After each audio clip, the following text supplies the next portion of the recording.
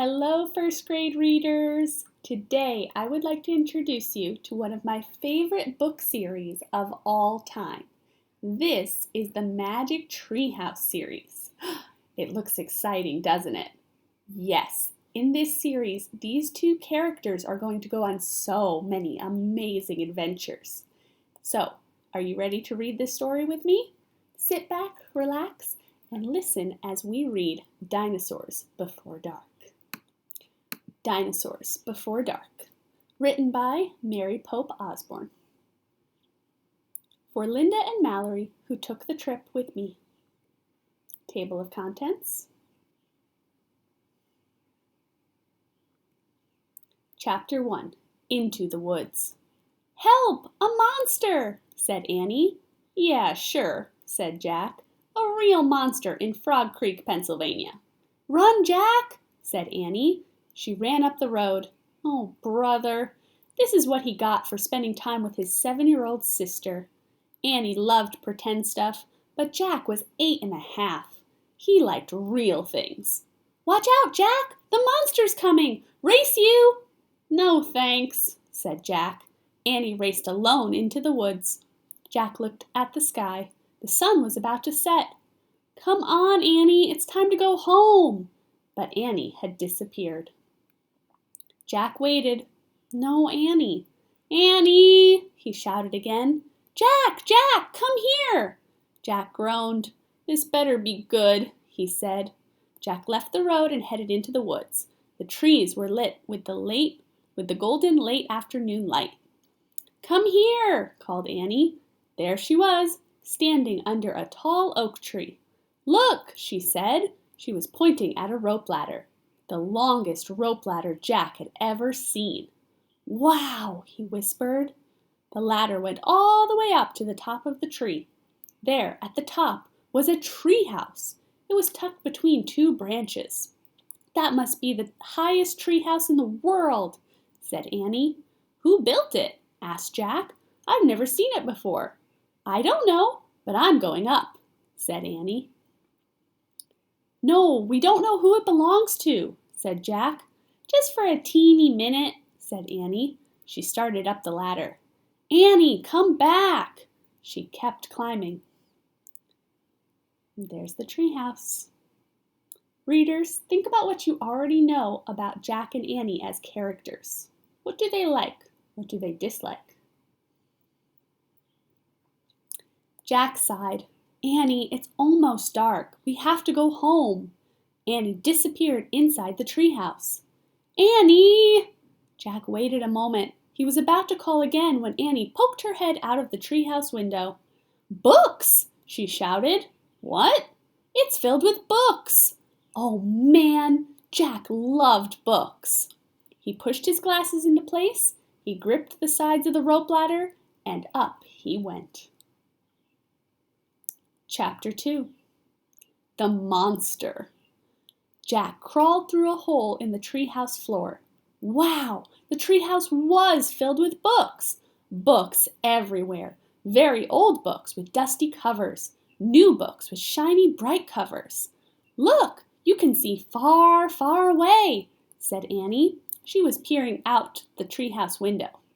Jack looked out the window with her. Down below were the tops of the other trees. In the distance he saw the Frog Creek Library, the elementary school, the park. Annie pointed in the other direction. There's our house, she said. Sure enough, there was their white wooden house with the green porch. Next door was their neighbor's black dog, Henry. He looked very tiny. Hi, Henry, shouted Annie.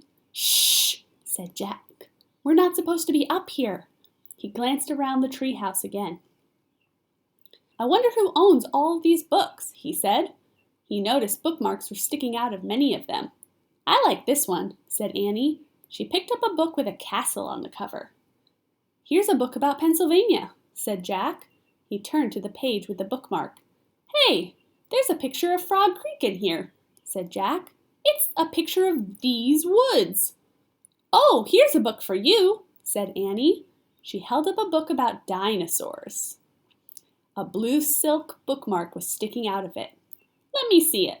Jack set down his backpack and grabbed the book from her. "You look at that one, and I'll look at the one about castles," said Annie. "No, we better not," said Jack. "We don't know who these books belong to." But even as he said this, Jack opened the dinosaur book to where the bookmark was. He couldn't help himself. He turned to a picture of an ancient flying reptile, a pterodon. He touched the huge bat-like wings. "Wow," whispered Jack. "I wish I could see a pterodon for real." Jack studied the picture of the odd-looking creature soaring through the sky. "Ah!" screamed Annie. "What?" said Jack. "A monster!" Annie cried. She pointed to the treehouse window. "Stop pretending, Annie," said Jack. "No, really," said Annie. Jack looked out the window. A giant creature was gliding above the treetops. He had a long, weird crest on the back of his head, a skinny beak, and huge bat-like wings. It was a real, live pterodon! The creature curved through the sky. He was coming straight toward the treehouse. He looked like a glider plane. The wind began to blow.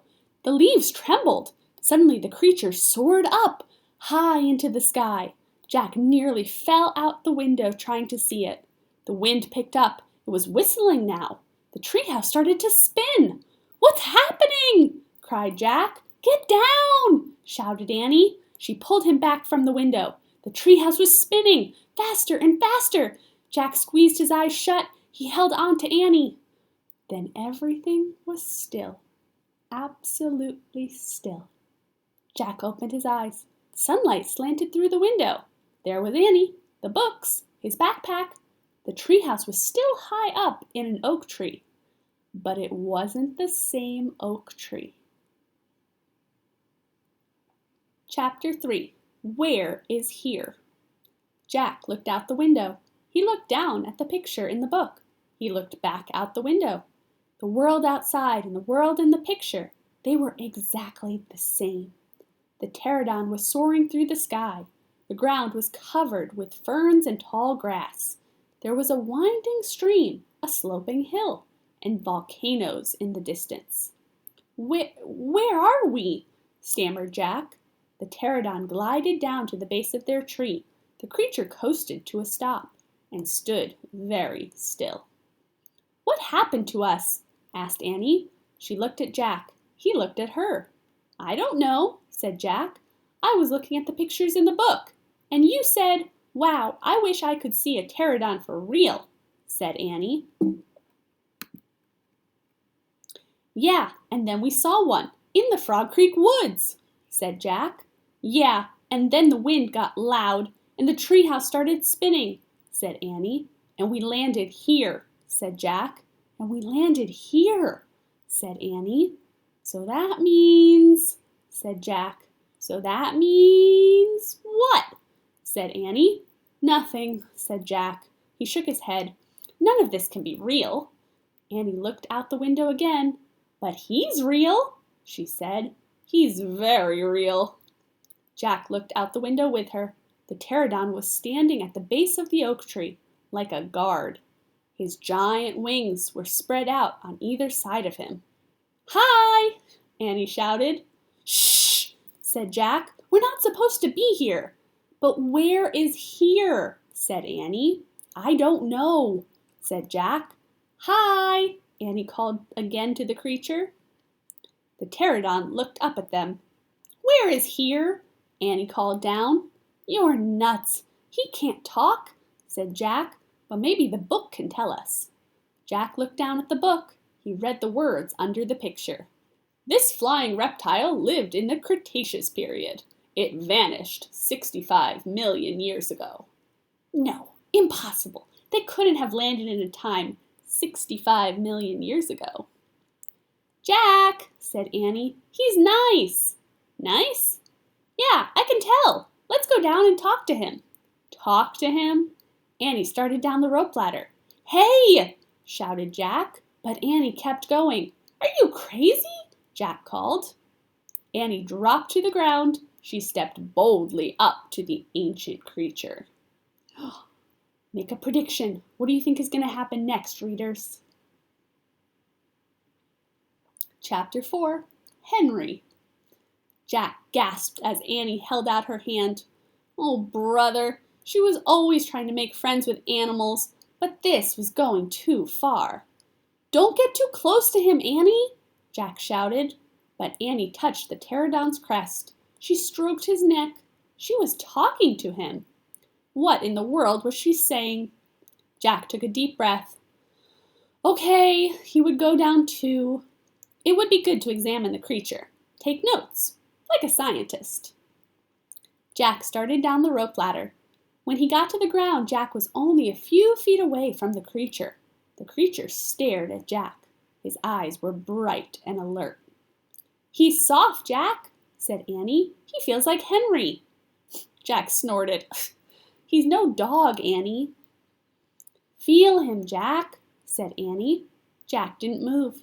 Don't think, Jack. Just do it. Jack stepped forward. He put out his arm, very cautiously. He brushed his hand down the creature's neck. Interesting. A thin layer of fuzz covered the pterodon's skin. Soft, huh? Said Annie. Jack reached into his backpack and pulled out a pencil and a notebook. He wrote, "Fuzzy skin." "What are you doing?" asked Annie. "Taking notes," said Jack. "We're probably the first people in the whole world to ever see a real live pterodon." Jack looked at the pterodon again. The creature had a bony crest on top of his head. The crest was longer than Jack's arm. "I wonder how smart he is," Jack said. "Very smart," said Annie. "Don't count on it," said Jack. "His brain's probably no bigger than a bean." "No, he's very smart. I can feel it," said Annie. "I'm going to call him Henry." Jack wrote in his notebook, "Small brain." And there they are with Henry. Would you be more like Annie or more like Jack? Jack looked at the creature again. "Maybe he's a mutant," he said. The creature tilted his head. Annie laughed. "He's no mutant, Jack." "Well, what's he doing here then?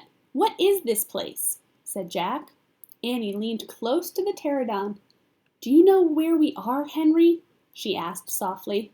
The creature fixed his eyes on Annie. His long jaws were opening and closing like a giant pair of scissors. "Are you trying to talk to me, Henry?" asked Annie. "Forget it, Annie," Jack wrote in his notebook, "mouth like scissors." "Did we come to a time long ago, Henry?" asked Annie. "Is this a place from long ago?" Suddenly she gasped, "Jack!" He looked up. Annie was pointing toward the hill. On top stood a huge dinosaur. Chapter 5, Gold in the Grass. "Go, go!" said Jack. He threw his notebook into his pack. He pushed Annie toward the rope ladder. "Bye, Henry," she said. "Go," said Jack. He gave Annie a big push. "Quit it," she said. But she started up the ladder. Jack scrambled after her. They tumbled into the treehouse. They were panting as they looked out the window at the dinosaur. He was standing on the hilltop, eating flowers off a tree. "Oh man," whispered Jack, "we are in a time long ago." The dinosaur looked like a huge rhinoceros, only he had 3 horns instead of 1, 2 long ones above his eyes and 1 on his nose. He had a big shield-like thing behind his head. "Triceratops," said Jack. "Does he eat people?" whispered Annie. "I'll look it up." Jack grabbed the dinosaur book. He flipped through the pages. "There," he said. He pointed to a picture of a Triceratops. He read the caption. "The Triceratops lived in the late Cretaceous period. This plant-eating dinosaur weighed over 12,000 pounds. Jack slammed the book shut. "Just plants, no meat." "Let's go see him," said Annie. "Are you nuts?" said Jack. "Don't you want to take notes about him?" asked Annie. "We're probably the first people in the whole world to ever see a real live Triceratops." Jack sighed. She was right. Let's go, he said. He shoved the dinosaur book into his pack. He slung it over his shoulder and started down the ladder. On the way down, Jack stopped. He called up to Annie. Just promise you won't pet him. I promise. Promise you won't kiss him. I promise. Promise you won't talk to him. I promise. Promise you won't. Go, go, she said. Jack went. Annie followed. When they stepped off the ladder, the pterodon gave them a kind look. Annie blew a kiss at him. Be back soon, Henry, she said cheerfully. Shh, said Jack, and he led the way through the ferns, slowly and carefully. When he reached the bottom of the hill, he kneeled behind a fat bush. Annie knelt beside him and started to speak. Shh! Jack put a finger to his lips. Annie made a face. Jack peeked out at the Triceratops. The dinosaur was incredibly big, bigger than a truck. He was eating the flowers off a magnolia tree. Jack slipped his notebook out of his pack. He wrote, Eats flowers. Annie nudged him. Jack ignored her. He studied the Triceratops again. He wrote, Eats slowly. Annie nudged him hard. Jack looked at her. Annie pointed to herself. She walked her fingers through the air. She pointed to the dinosaur. She smiled. Was she teasing? She waved at Jack. Jack started to grab her. She laughed and jumped away. She fell into the grass in full view of the Triceratops. Get back, whispered Jack. Too late. The big dinosaur had spotted Annie. He gazed down at her from the hilltop. Half of a magnolia flower was sticking out of his mouth. Oops, said Annie. Get back, Jack shouted at her. He looks nice, Jack. Nice? Watch out for his horns, Annie. No, he's nice, Jack. Nice. But the Triceratops just gazed calmly down at Annie. Then he turned and lopped away, down the side of the hill. Bye, said Annie. She turned back to Jack. See? Jack grunted. But he wrote in his notebook, nice. And there's the Triceratops. What would you have done?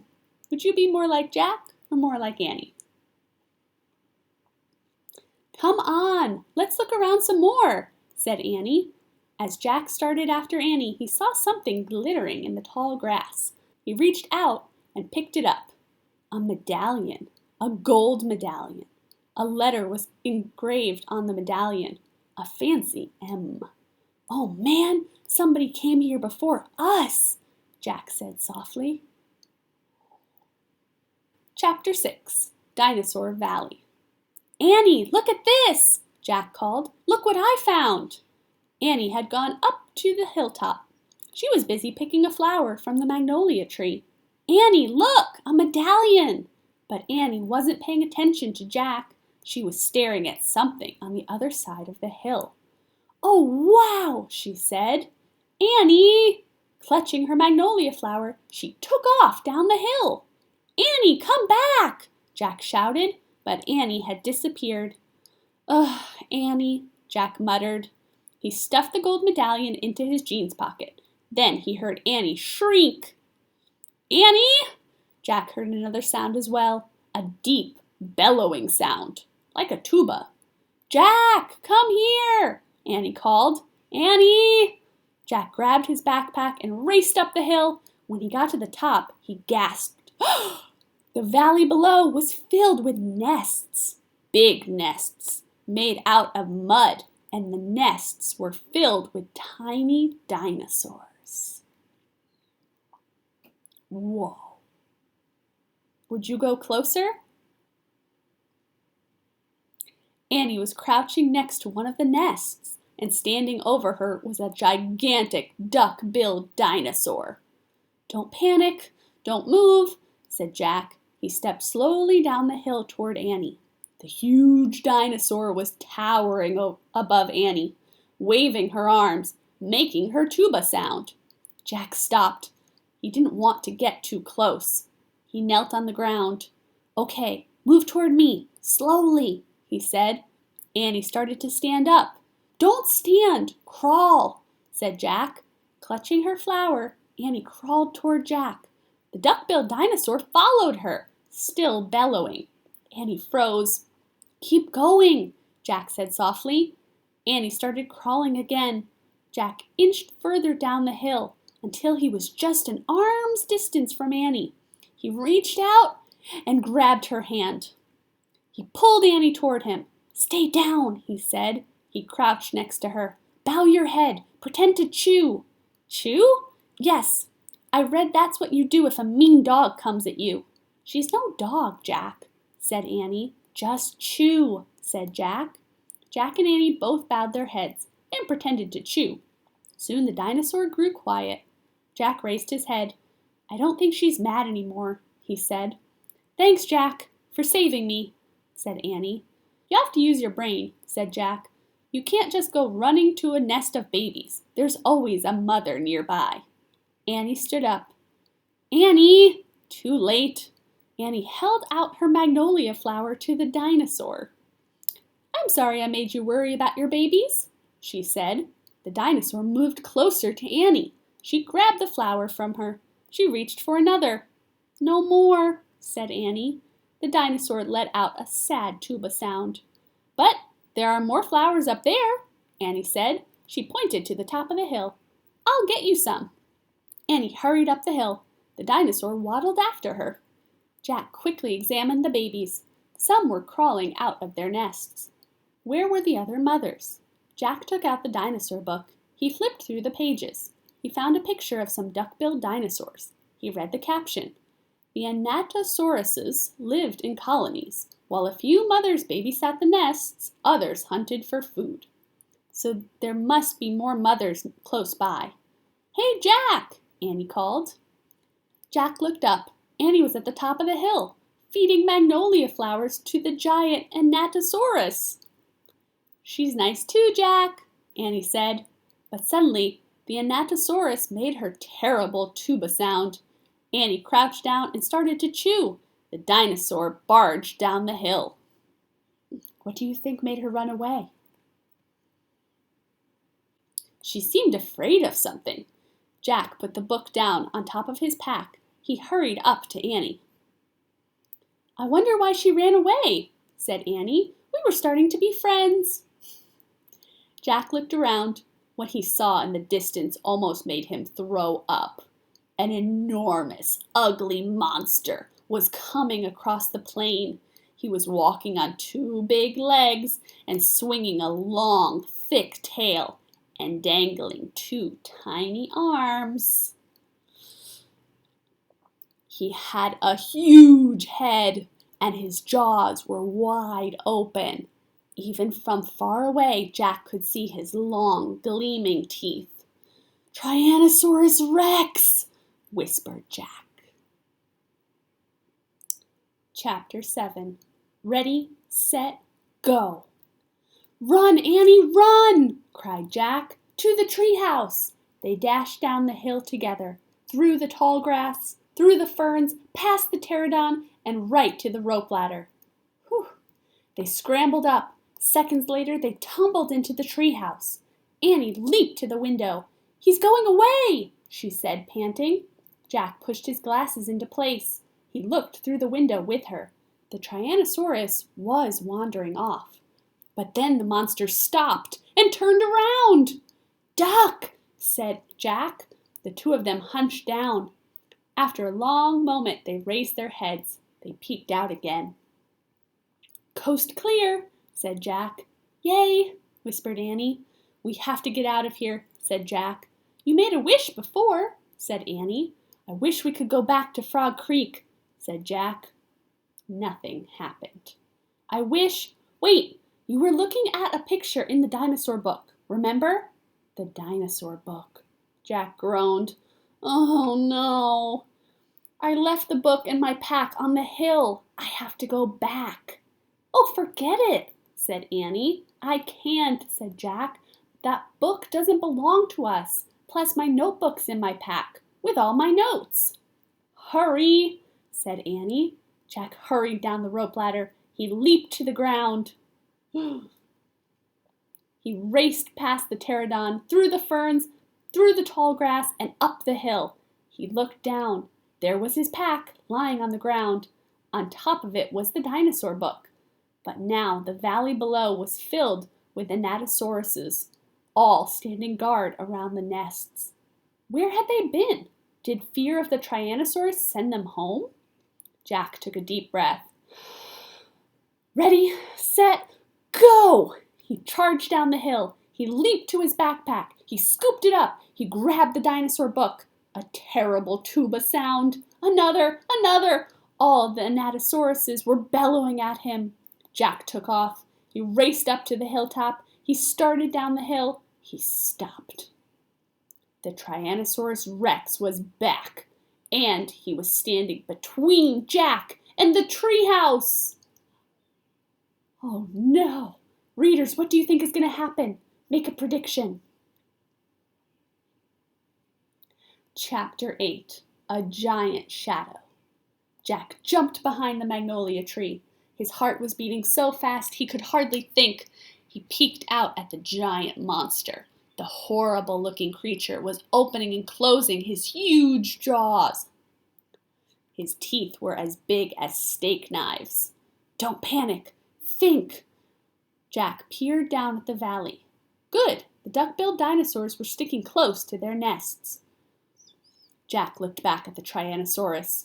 Good. The monster still didn't seem to know he was there. Don't panic. Think. Think. Maybe there's information in the book. Jack opened the dinosaur book. He found Tyrannosaurus Rex. He read, Tyrannosaurus Rex was the largest meat-eating land animal of all time. If it were alive today, it would eat a human in one bite. Great, the book was no help at all. Okay, he couldn't hide on the other side of the hill. The Anatosauruses might stampede. Okay, he couldn't run to the treehouse. The Tyrannosaurus might run faster.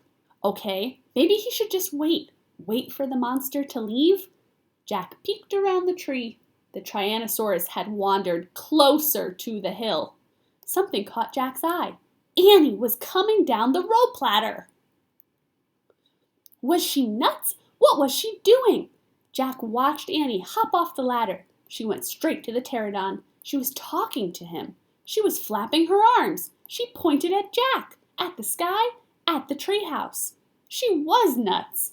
Go back up the tree, Jack whispered. Go! Suddenly Jack heard a roar. The Tyrannosaurus Rex was looking in his direction. Jack hit the ground. The Tyrannosaurus Rex was coming toward the hill. Jack felt the ground shaking. Should he run? Crawl back into Dinosaur Valley? Climb the magnolia tree? Just then, a giant shadow covered Jack. He looked up. The pterodon was gliding overhead. The giant creature sailed down toward the top of the hill. He was coming straight for Jack. Chapter 9, The Amazing Ride. The pterodon coasted down to the ground. He stared at Jack with his bright, alert eyes. What was Jack supposed to do? Climb on? But I'm too heavy, thought Jack. Don't think, just do it. Jack looked at the Tyrannosaurus. He was starting up the hill. His giant teeth were flashing in the sunlight. Okay, don't think, just do it. Jack put his book in his pack. Then he eased down onto the pterodon's back. He held on tightly. The creature moved forward. He spread out his wings and lifted off the ground. They teetered this way, then that. Jack nearly fell off. The pterodon steadied himself, then rose into the sky. Jack looked down. The Tyrannosaurus was chomping the air and staring up at him. The pterodon glided away. He sailed over the hilltop. He circled over the valley, over all the nests filled with babies, over all the giant duck-billed dinosaurs. Then the pterodon soared out over the plain, over the Triceratops who was grazing on the tall grass. It was amazing. It was a miracle. Jack felt like a bird, as light as a feather. Wow. The wind was rushing through his hair. The air smelled sweet and fresh. He whooped. He laughed. Jack couldn't believe it. He was riding on the back of an ancient flying reptile. The pterodon sailed over the stream, over the ferns and bushes. Then he carried Jack down to the base of the oak tree. When they came to a stop, Jack slid off the creature's back and landed on the ground. Then the pterodon took off again and glided into the sky. "Bye, Henry," whispered Jack. "Are you okay?" Annie shouted from the treehouse. Jack pushed his glasses into place. He kept staring up at the pterodon. "Jack, are you okay?" Annie called. Jack looked up at Annie. He smiled. "Thanks for saving my life," he said. "That was really fun." "Climb up," said Annie. Jack tried to stand. His legs were wobbly. He felt a bit dizzy. "Hurry!" shouted Annie. "He's coming!" Jack looked around. The Tyrannosaurus was heading straight toward him. Jack bolted to the ladder. He grabbed the sides and started up. "Hurry! Hurry!" screamed Annie. Jack scrambled into the treehouse. "He's coming toward the tree!" Annie cried. Suddenly something slammed against the oak tree. The treehouse shook like a leaf. Jack and Annie tumbled into the books. "Make a wish!" cried Annie. "We need the book, the one with the picture of Frog Creek," said Jack. "Where is it?" He pushed some books aside. He had to find the book about Pennsylvania. There it was. He grabbed it and tore through it, looking for the photograph of Frog Creek woods. He found it. Jack pointed to the picture. "I wish we could go home," he shouted. The wind began to moan, softly at first. "Hurry!" Jack yelled. The wind picked up. It was whistling now. The treehouse started to spin. It spun faster and faster. Jack closed his eyes. He held on tightly to Annie. Then everything was still. Absolutely still. Chapter 10. Home Before Dark. A bird began to sing. Jack opened his eyes. He was still pointing at the picture of the Frog Creek woods. He peeked out the treehouse window. Outside, he saw the exact same view. "We're home," whispered Annie.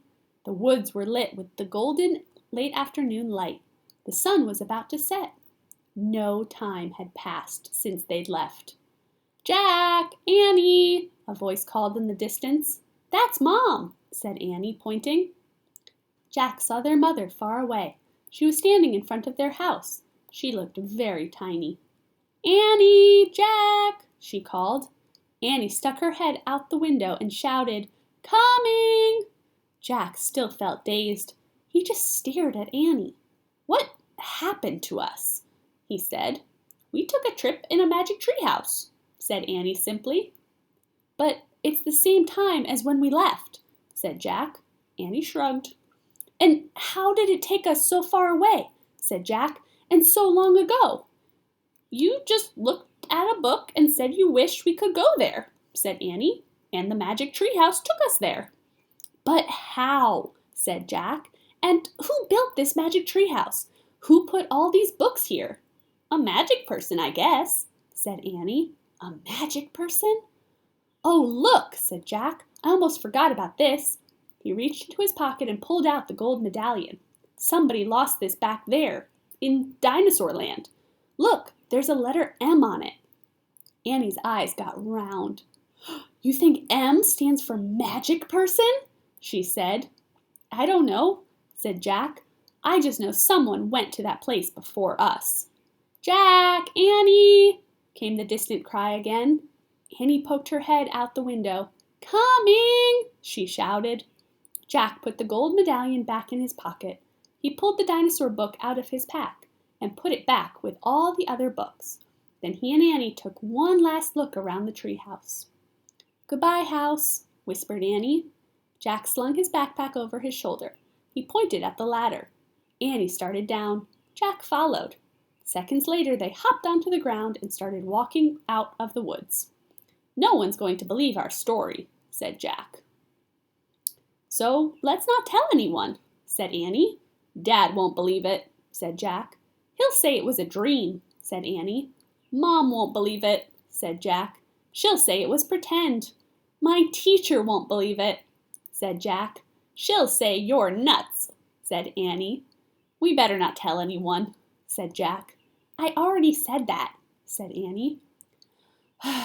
Jack sighed. I think I'm starting to not believe it myself, he said. They left the woods and started up the road toward their house. As they walked past all the houses on their street, the trip to Dinosaur Time did seem more and more like a dream. Only this world and this time seemed real. Jack reached into his pocket. He clasped the gold medallion. He felt the engraving of the letter M. It made Jack's fingers tingle. Jack laughed. Suddenly he felt very happy. He couldn't explain what had happened today, but he knew for sure that their trip in the magic treehouse had been real. Absolutely real. Tomorrow, Jack said softly, we'll go back to the woods. Of course, said Annie. And we'll climb up to the treehouse, said Jack. Of course, said Annie.